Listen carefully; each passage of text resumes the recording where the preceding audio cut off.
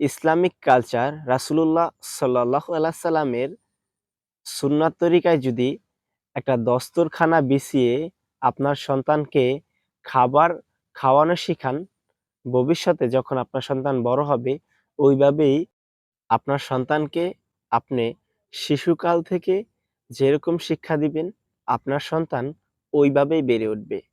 আপনার সন্তানকে আপনি খাবার খাওয়ানোর সময় মোবাইলের ভিতরে কার্টুন যদি ছেড়ে দেন, দেখবেন কয়েকদিন পর ও এভাবে আবদার করবে, বায়না করবে, মোবাইলে কার্টুন ছেড়ে না দিলে আমি ভাত খাবো না।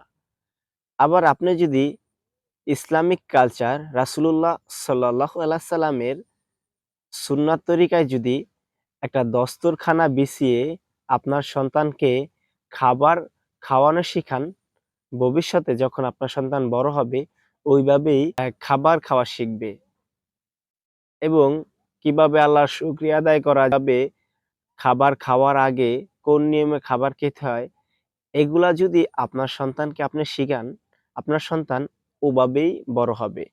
এখন আপনার সিদ্ধান্ত, আপনার সন্তানকে রাসূলুল্লাহ সাল্লাল্লাহু আলাইহি সাল্লামের সুন্নাত তরিকায় মুসলিম কালচারে বড় করবেন, নাকি আপনার সন্তানকে বিধর্মী কালচারে বড় করবেন, যেই অভ্যাসগুলো আমাদেরকে জাহান্নামে ঠেলে দেবে। সিদ্ধান্ত আপনার।